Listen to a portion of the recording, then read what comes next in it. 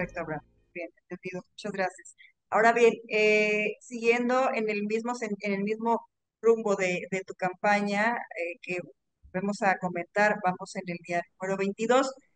Platícanos, por favor, qué sigue para ti con este camino que llevas en la campaña y cómo podemos ayudar a ella.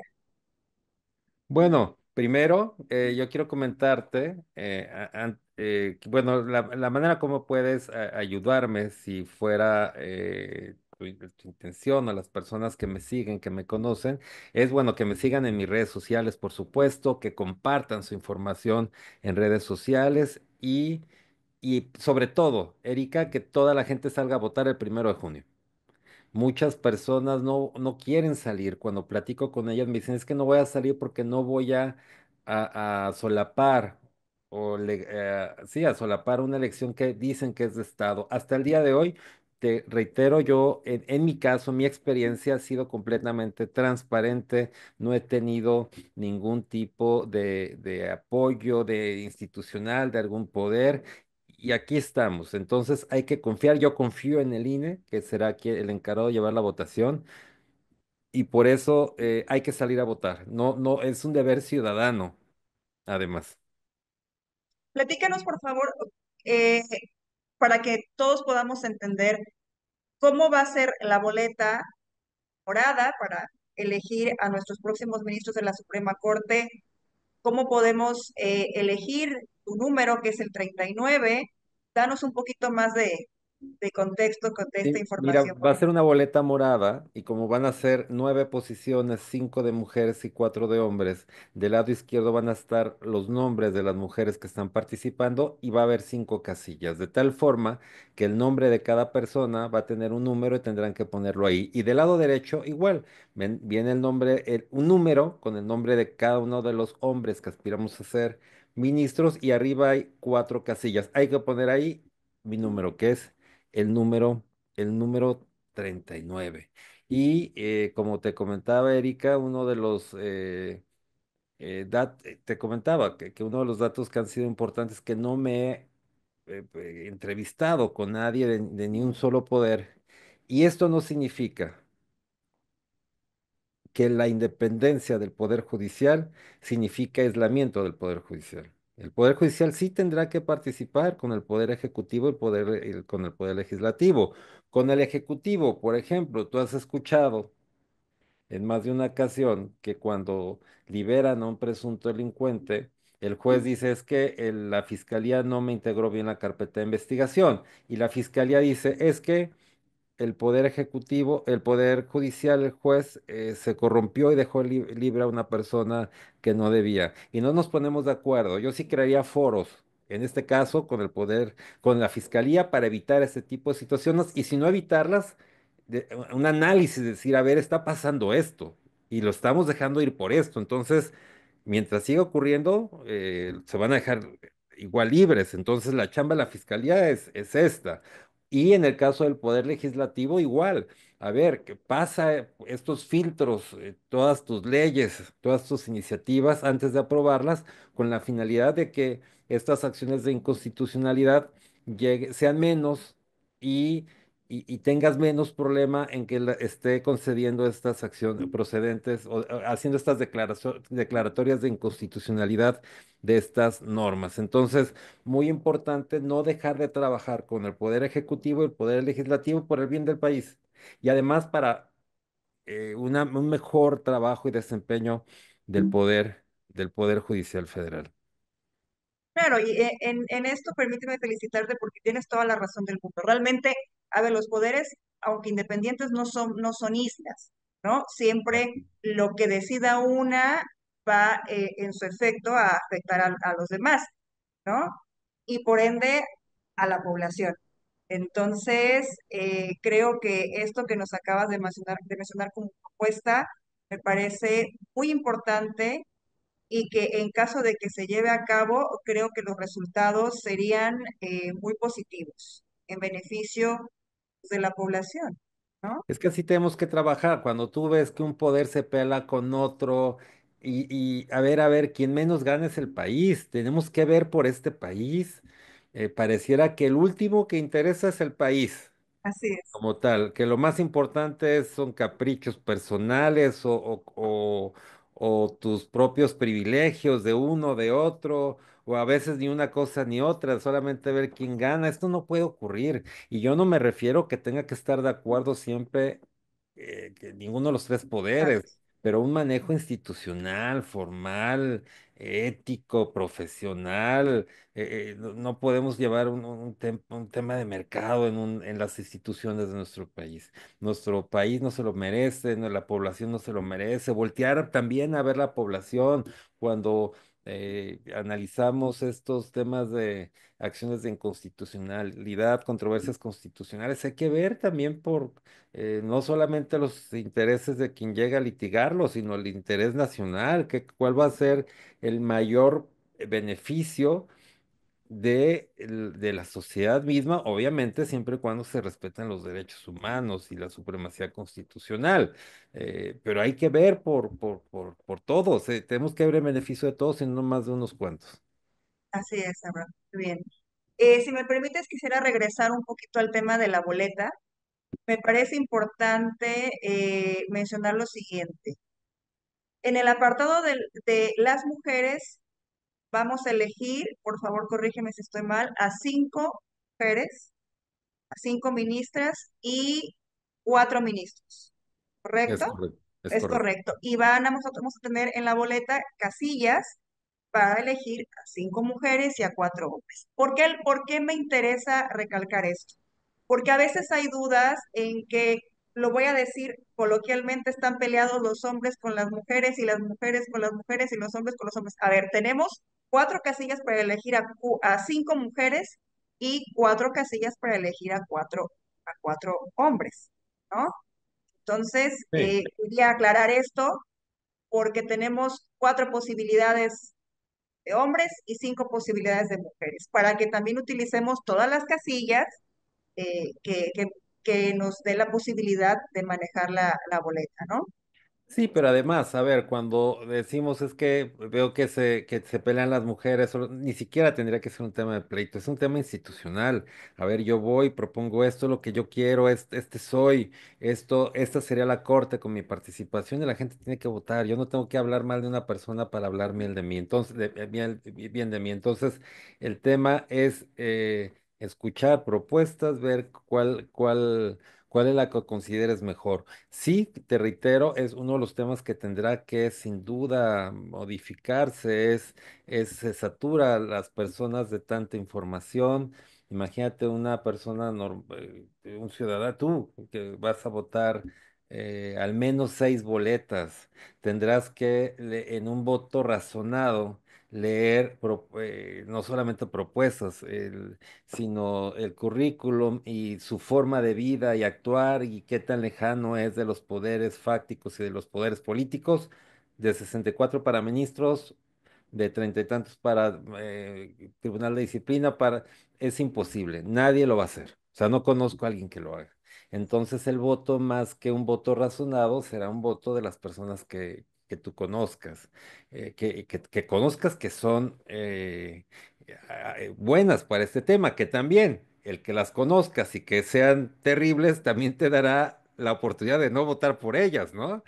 Cuando alguien me dice en una reunión es que fulano me hizo esto, bueno, pues entonces te da información porque lo conoces de no votar por esa persona, para una cosa o para otra. Claro, muy bien, Abraham. Y para finalizar, tú como candidato, pero también el 1 de junio vas a salir a votar, Claro. ¿no?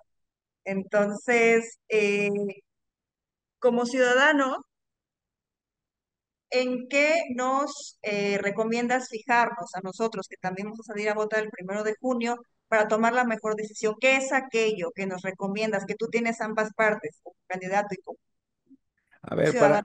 ¿Qué, algo, qué nos recomiendas para decir, esos son los puntos que tengo que diferenciar o estar muy atento para decir, en esto me tengo que fijar? a ver, depende qué es importante para ti. Si cuando para ti el tema más importante es el tema de corrupción, yo te diría, a ver, yo te lo acabo de decir, sea, lo que no te suene lógico de estadísticas, de encuestas, en otra, pues son personas que cayeron en un tema de esta naturaleza, lamentablemente. La segunda, ¿no te interesa el tema de corrupción? Bueno, hay poderes fácticos que es bien fácil identificar los que están trabajando para uno de estos candidatos. Entonces, también es muy fácil identificarlos porque no se pueden hacer este tipo de apoyos corporativos, digámoslo así. Y eso es por una parte. Por otra parte, por la trayectoria de cada persona. Si ves que una persona ha sido una trayectoria media incongruente con lo que debería de ser la honestidad, la honorabilidad y el trabajo del Poder Judicial Federal, bueno, pues también te habla de que no es lo que sería mejor para la Corte. Digo, dicho sea de paso, también hay casos, y tengo que decirlo, en que hay quienes quieran aprovecharse de esta situación y entonces cuando ven a alguien en pantalla, por muy honorable que sea, pues van y presentan golpeteos, ¿no? Con tal Claro, de molestar o aun cuando no son ciertos este tipo de actos. Y son aquellos, Erika, en donde considero que debemos generar precedentes a la gente que miente, que dice mentiras, que presenta denuncias infundadas. Uno de los problemas es que no generamos estos precedentes para que menos gente se anime a decir mentiras en las cuestiones jurídicas. Hay muchos casos donde ya lo que la gente quiere es no tener un problema y deja las cosas así, pero por dejarlas así seguimos permitiendo que gente haga estas cosas en lugar de procesarlas por falsedad en declaraciones judiciales u otras. Y no es que sea sumamente estricto, pero yo me pregunto, Erika, lo que, lo primero que me pregunté para entrar en este proceso de participación es, ¿qué tipo de país quiero? ¿Qué tipo de país queremos? ¿Qué tipo de corte queremos? Y entonces, ¿qué tipo de ministros vamos a elegir? Esa es claro, la respuesta. Si queremos un país de corrupción, bueno, pues habrá muchos que accedieron a actos de corruptos para llegar o actos ilegales para llegar. Habrá, si queremos un país de honorabilidad, honestidad, congruencia, bueno, pues habrá que fijarse en eso, a ver quiénes sí pueden garantizar un país así, sin presiones. Imagínate, Eric, alguien que busca estos poderes fácticos o este tipo de poderes políticos, pues van a llegar amarrados de manos. ¿Qué tanto pueden hacer? Pues es salir de una cosa mala para entrar a otra peor. Entonces sí hay que confiar en el INE, hay que confiar en la elección. Te reitero, mi propia experiencia ha sido buena. El Comité de Evaluación del Poder Legislativo, pulcro, la entrevista institucional, documentos institucionales, nunca más allá. Pero fíjate, Erika, tuvieron que preverlo y señalarlo y decir, por ética, por favor, no nos busquen, porque más de alguno iba a hacerlo. Iba a hacerlo y decir, a ver, díganme, o con un amigo, o con algún conocido, decir, a ver, díganme qué me van a preguntar para saber qué voy a responder. A ver, claro. pues, eso no, ¿cómo? A ver, vuelvo, reitero, esta no es la corte, esa no es la corte que queremos, la que queremos es una auténtica, una corte, como te digo, incluso modesta, una que se ponga a estudiar, a trabajar, vea las necesidades de la ciudadanía, que visite los tribunales si fuera necesario. Bueno, que esto lo va a hacer el Tribunal de Disciplina, pero ser sensible a lo que a los asuntos que va a resolver, la trascendencia, si son cumplibles las ejecutorias, si no. eh, Hay el caso este que se resolvió la primera sala que te comenté que saqué, promoví un video que por cierto mañana voy a generar otro, donde reitero cuál es mi opinión sobre esta sentencia que indebidamente señala que, bueno, en mi opinión, que a los servidores públicos tengan que demandarlos civilmente, puedan acceder a demandarlos civilmente un ciudadano. Son las cosas que tenemos que sensibilizar. Tenemos que tener una corte más sensible a las problemáticas reales, siempre y cuando respetando la supremacía constitucional y los derechos humanos de todas las personas. Sí, es, así es. Y bueno, finalmente, como tú bien decías, es la primera vez históricamente que cargos como estos van a ser de elección popular. Ahora bien, esta situación va a depender del voto, ¿no? Hay mucha gente que es ajena a esta situación y entonces opina, ¿de qué sirve que yo salga a votar? Porque en qué momento voy a tener yo como ciudadano alguna necesidad o alguna relación con el ministro de la Suprema Corte de Justicia, ¿no? No encuentran ese lazo de unión entre ciudadano y el ministro o la Suprema Sí, Corte. que sí, que ¿Por sí, qué es tan importante que salgamos a sí, votar? En qué nos afecta como ciudadanía? sí. ¿Quiénes van a ser nuestros próximos ministros? Que sí lo encuentran, por ejemplo, en el caso de presidentes municipales o presidente de la República, porque ese le Exacto, va a porque lo poner ven como algo cercano. porque ese sí le va a poner la calle, le va a poner la luz, etcétera. Exacto. Bueno, en este caso es todavía, desde mi punto de vista, mucho más importante, porque la Corte lo que va a analizar es que todos los actos del Poder Legislativo, de autoridad y del Poder Ejecutivo que vayan en contra de la Constitución, inmediatamente va a corregirlos, incluso declarando la inconstitucionalidad de leyes, acuerdos, decretos, etcétera.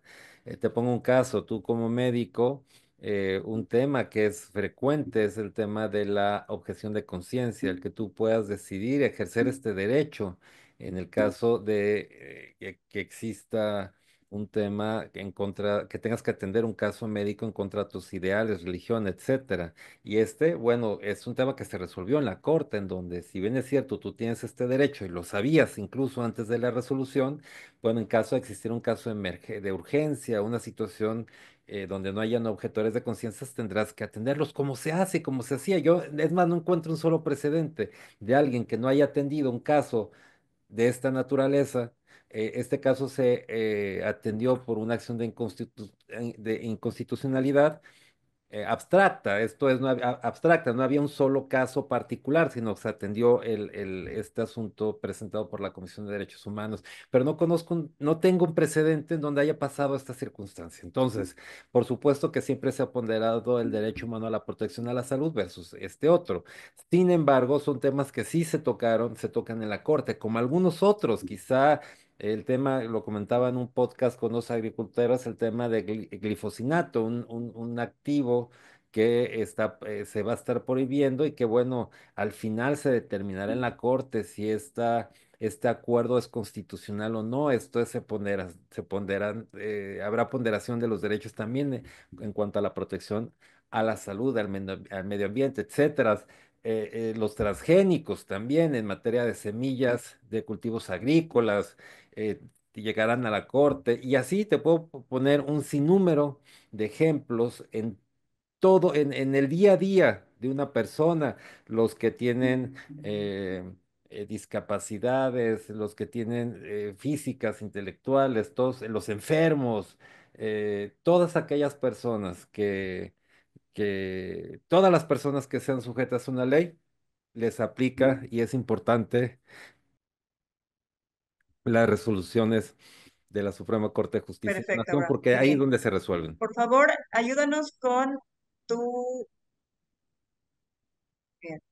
Ayúdanos, Abraham, por favor, te agradezco mucho eh, tu tiempo para dar continuidad a esta serie de entrevistas que hemos tenido, esta serie de pláticas. Y ayúdanos con tu mensaje final, por favor. Primero, Erika, me gustó, muchas gracias por invitarme ahora aquí en este programa que tú lo conduces y quiero que me sigas invitando, por ahí hay algún tema también pendiente que tendremos que analizar, eh, pero mi mensaje final es, el voto de cada persona es un derecho ciudadano, es un derecho cívico y como tal tenemos que ejercerlo. Como bien dicen, no te puedes quejar si no vas a votar. Entonces, ve a votar. sí analiza al menos si te es imposible en todos los casos, al menos de las posiciones más importantes, sí échale un vistazo, quién es congruente, a quién conoces, su vida, su forma de ser, qué puedes esperar de esa persona. Y seguramente encontrarás cosas buenas para tener una, una corte excepcional, una corte, como te reitero, modesta, de trabajo, de estudio, de esfuerzo, dedicado todo el tiempo a lo que la gente quiera, tener un país mejor. Y por eso hay que preguntarse qué país que quiere, qué México queremos, qué Poder Judicial quiero, qué Suprema Corte de Justicia quiero y como tal, qué ministros quiero. Si no me hago esas preguntas de qué país quiero, pues entonces elegiré de manera equivocada.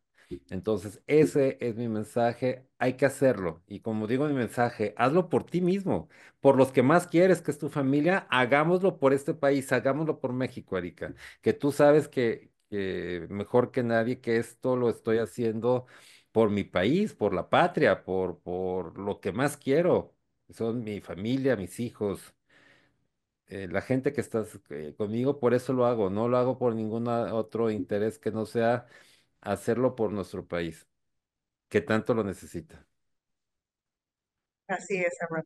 Muy bien, pues te agradezco nuevamente que tengamos esta oportunidad de seguir platicando. Sé que no será el último video en el que nos encontraremos y bueno, pues agradecerles a todas aquellas personas que se dieron la oportunidad de poder dar seguimiento a este episodio de Sala de Espera. Nos vemos muy pronto. Gracias nuevamente, Abraham. Te envío saludos y agradecimiento y nos vemos muy pronto. Saludos a todos. Hasta luego, Abraham. Muchas Gracias. gracias.